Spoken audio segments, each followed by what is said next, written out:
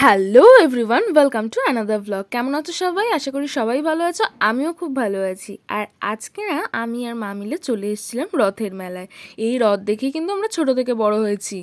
আর একা আমি না, আমার মাও কিন্তু এই রথ দেখেই ছোটবেলা থেকে বড় হয়েছে। তো চলো তাহলে ভেতরে ঢোকা যাক। এটা হচ্ছে কসবা রথতলার রথের মেলা, খুবই বিখ্যাত এই মেলা। আর এই মেলা রথের দিন থেকে শুরু হয়েছে, চলবে কিন্তু 27শে জুলাই অবধি।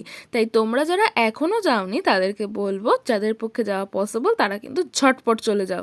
এখানে এসে মেলার বাঁ দিকে একদম যে ফার্স্ট দোকানটা, সেটাই কিন্তু হচ্ছে এই দোকানটা।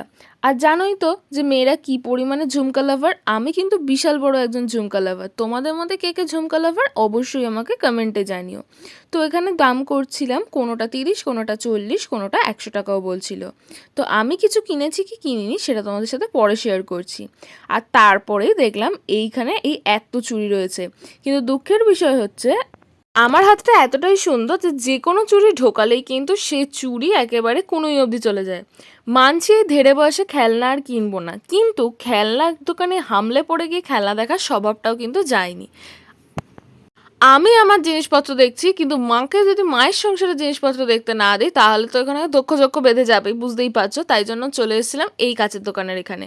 আর সত্যি কথা বলতে কাচের জিনিসের প্রতি না আমার মায়ের একটা আলাদাই টান রয়েছে, যাকে বলে যাই দেখে তার উপরেই হামলে পড়ে।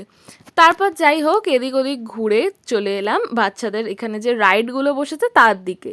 নিজের ছোটবেলার কথা মনে পড়ে যাচ্ছিল। আজ অব্দি কিছু পাইনি, কিন্তু মেলায় গেলে আমি এই জিনিসটা খেলতামই। আর এখানে দেখতে পাচ্ছ প্লেন ঘুরছে, তাও আবার নাকি ধাক্কা দিয়ে। প্লেনের পাশে কিন্তু আবার বাইক আর 4 চাকাও ঘুরছে, ভাবা যায়। চারিদিকে এত গয়না, তো দেখে মনে হচ্ছিল যেন সোনার খনিতে চলে এসেছি। এই জিনিসটা আমার খুব ভালো লাগলো। আমি এই রকম আগে কোথাও দেখিনি চিলড্রেন পার্ক। এখানে দেখো কত বল রয়েছে, আর এখানে কিন্তু 10 বছর পর্যন্ত সব বাচ্চারা খেলতে পারে। আর এত বল দেখে না সত্যি কথা বলতে আমারও মনে হচ্ছিল যে আমি ওখানে নেমে যাই। কি সুন্দর ওখানে ওরা মজা করে করে খেলছে দেখো। এটা কিন্তু আমি এই মেলাতেই ফার্স্ট টাইম দেখলাম। আর এই বলগুলো দেখে তো আমার মনে হচ্ছিল বাড়িতে একটা একটা করে রোজ এসে এসে নিয়ে যাবো, তাহলেও তো শেষ হবে না নেওয়া। তারপরে চলে গেলাম পাশের দোকানে, আর মা এখানে একটু চাকি বেলুনের দোকানেও এসেছিল। পান্ডা আমার সবসময় ফেভারিট, তাই পান্ডা কানের দুলো দেখলাম। আর এখানে দেখো ওকে নিয়ে আমি কী করছি, পিকাচুকেও দেখতে পেলাম। তারপরে চলে এলাম আচারের দোকানে। কিছু কিনেছি কি কিনিনি সেটা তোমাদের সাথে পরে শেয়ার করব, আগে তোমাদের সাথে পুরো মেলাটা ঘুরিয়ে দেখিয়ে নিই। এখানে দেখো দাদুর ছাতার মতো একটা কিরম সুন্দর ছাতা ঝুলছে। এটা দাম করায় বললো 60 টাকা দাম। আর তার পাশেই দেখো ছিল প্রচুর ধরনের আচার।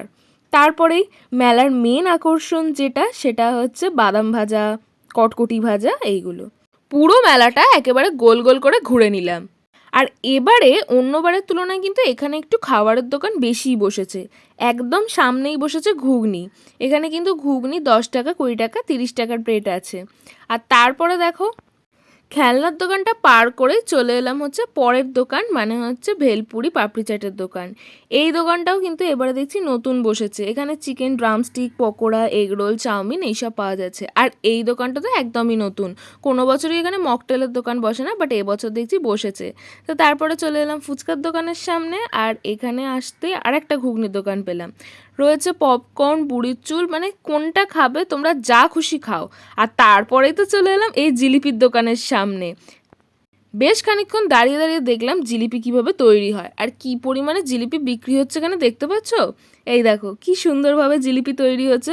আমার তো দেখে বেশ ভালোই লাগছিল, মনে হচ্ছে বাড়িতে গিয়ে একবার ট্রাই করে ফেলি। রথের মেলায় পাপড় থাকবে না তা তো হতেই পারে না, তাই একদম গেটের বাইরেই রয়েছে।